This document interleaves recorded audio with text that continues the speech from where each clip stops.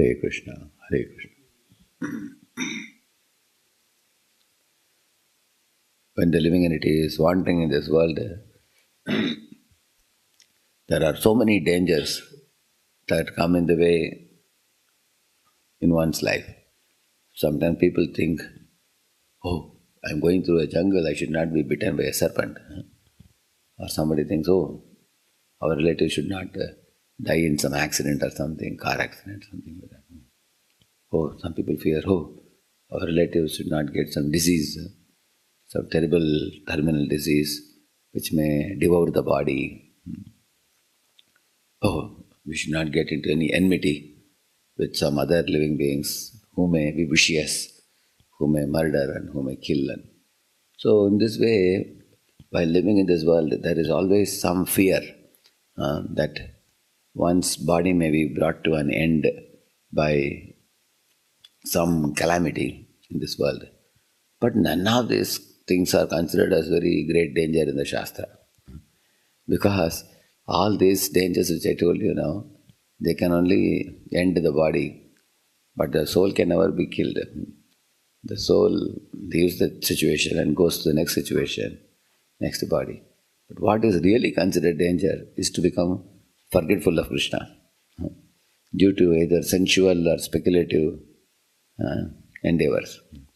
For example, when the living entity is wandering in this world, if he came across the devotees of the Lord, then the living entity is considered most blessed, because the devotees of the Lord are carrying the honey of the Krishna Katha and Krishna Nam, which they profusely distribute to whomever they come across.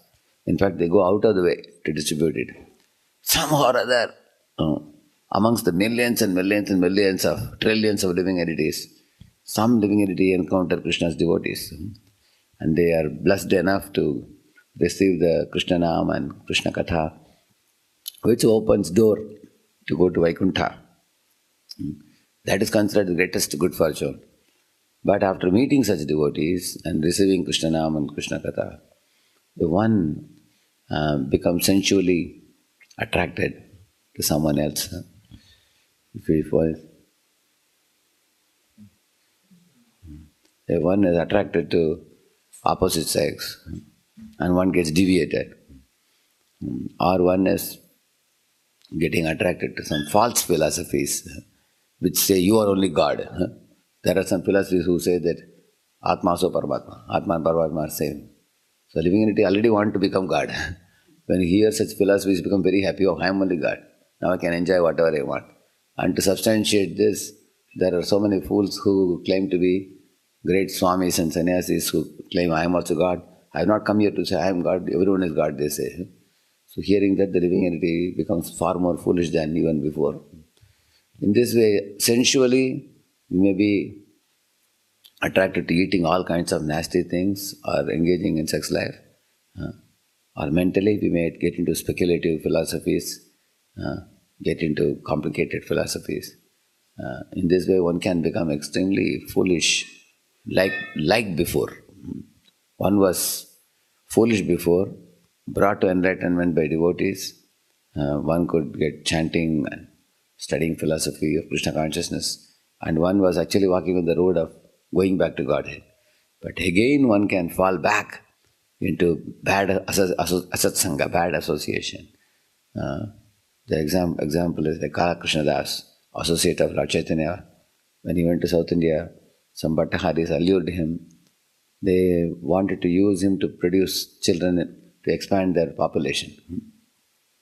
So these people used to catch sometimes nice Brahmins and other people to catch them and seduce them through their women so that they can get good children and expand their population. So he was dragged into bad association. Lord Chaitanya Mahaprabhu said, I am a sannyasi, I have nobody else, I have only one assistant traveling with me, and you guys are pulling him. Please kindly give him back. Very politely Mahaprabhu asked.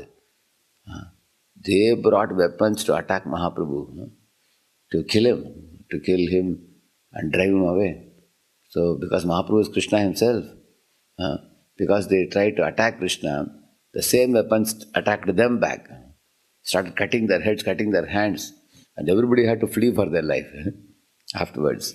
And the Mahaprabhu caught hold of the shikha of Kala Krishnadas and dragged him out and took him away. He was saved. So in this way, he was saved from falling down. Ajamila was a great Brahmin, went to the forest to pluck flowers with a good intention. But in one moment he saw a dirty sight of low-class woman, man embracing, kissing. That agitated his mind. He fell down from that Brahma Tejas. He fell down to become less than a Shudra and a Chandala. He became a meat eater, wine drinker, and womanizer, producing 10 children in the womb of a prostitute. He became a debauchee, so degraded. So this is the danger in the material world. A snake bite or accident or a disease is not the danger. This is the danger. The danger is that when one is walking the path of spiritual life, one can become, it's a very vulnerable road in the beginning, especially in the early stages, when our Shraddha is Komal Shraddha. When our Shraddha is tender, we can very easily be knocked down from that position. Just like you all have seen the small child, toddler, trying to walk. You've seen how the child walks? Mother is catching the hand and trying to walk. So mother leaves her fingers to check how he is walking. Tada, he will fall immediately. Then he has to catch hold of the floor and catch the wall and get up. And that is our situation also in spiritual life, because we are going from a material paradigm to spiritual paradigm. So we have been looking at the world with a material paradigm of enjoyment till now. Now we are given a new vision to see the world with a spiritual paradigm of seva bhav. So when you go from this to this, it's like a child who is just swimming on the ground, like you've seen small children cannot even get up. First of all, they lie like this and then they turn around and swim. And then they slowly try to get up catching the wall. That is our situation. But if we are going to be careless, then just like the child trips and falls, we will also fall. And when we fall and leave the association of devotees and go away, then sometimes millions of lives may pass without encountering devotees again. That is the greatest danger. So in the scriptures, there is a statement which says, Kshurasya dara, Nishita duratyaya, Durgam patastat kavayo vadanti. It says that the path of spiritual life is like a tightrope walk. And imagine there is a tightrope between one building and the opposite building, a long rope, and you have to walk on that rope. When you're going from this side to that side, midway you can slip. And you fall, you can break your head. Or one may die. In the same manner, in the path of spiritual life, there is risk. Just like if you take a blade and shave, you can be clean shaved. You look very nice and neat looking. But while shaving, what can happen? We can hurt ourselves. We can get ourselves cut. Somebody may say, oh, why to use a new blade and cut your cheeks? Better don't shave at all. Then the result is it keeps growing, very, very big. Similarly, material desires keep growing. And they create a lot of trouble. Imagine you are having long beard, moustache, and it's causing itching inside. All kinds of germs are coming, it's itching. So if you don't shave, it causes itching. And if you clean shave, there is a possibility of cutting with the blade. So what to do? Answer is carefully shave. That is the answer. If somebody says don't shave, then you have to keep on itching. Is it not true?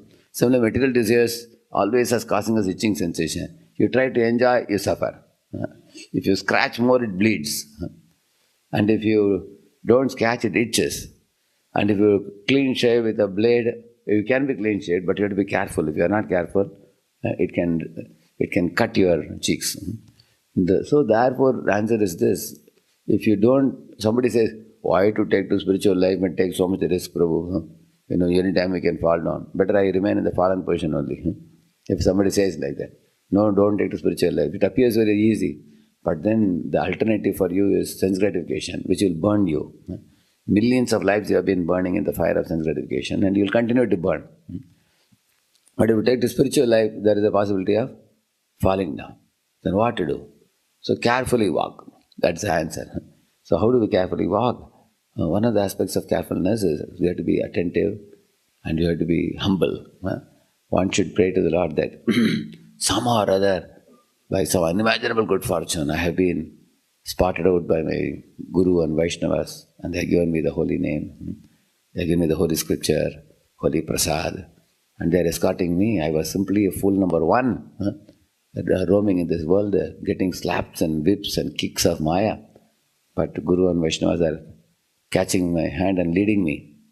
So I am still a toddler, and I have no buddhi, I have no shakti. Because of their accompanying me, I am going on in my spiritual life.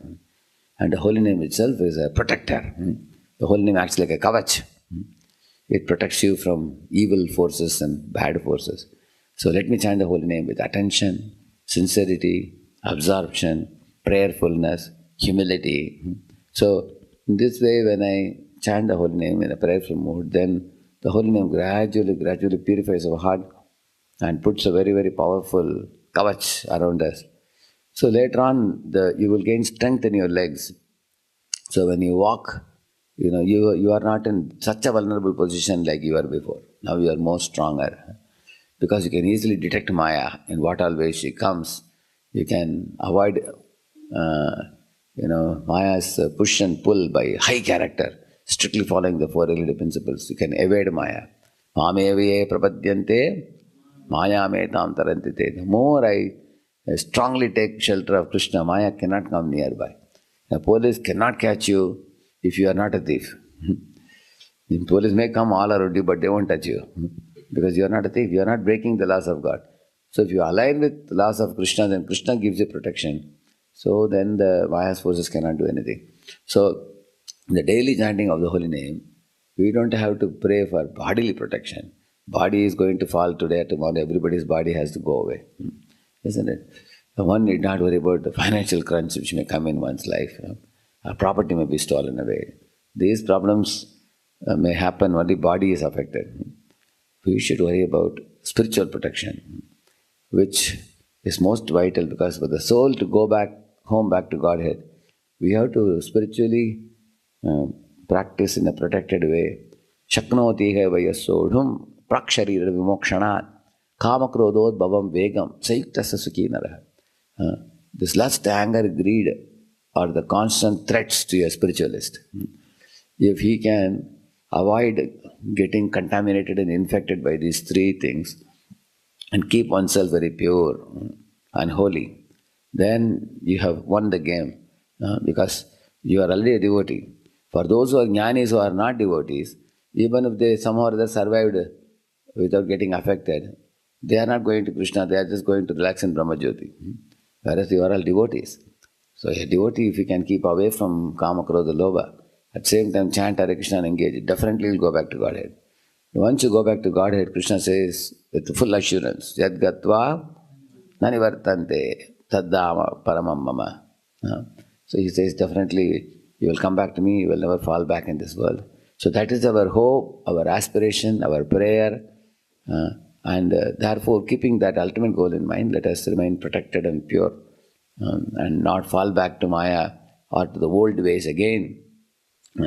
In this way, our chanting can be a prayerful attempt when we understand all these things.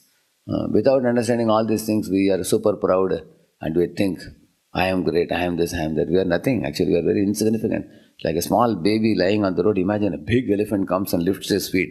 I am going to make a chutney out of you. What can the baby do? Quack, quack, quack, quack.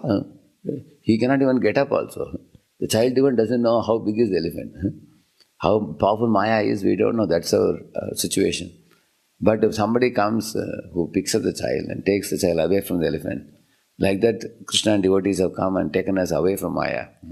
And they have given us a Krishna conscious engagement. We have been saved already. So we should be able to understand our precarious position. Like imagine a small mosquito or an ant caught in the hand like this, somebody is catching. Can it come out? Yeah, it can come out when? When that person releases it. Therefore Bhaktivinoda Thakur is singing in the Gopinath song, my dear Lord, Maya is ultimately yours only. If you want to release me from Maya, you can release. Otherwise on my own I cannot come out. I can only pray to you.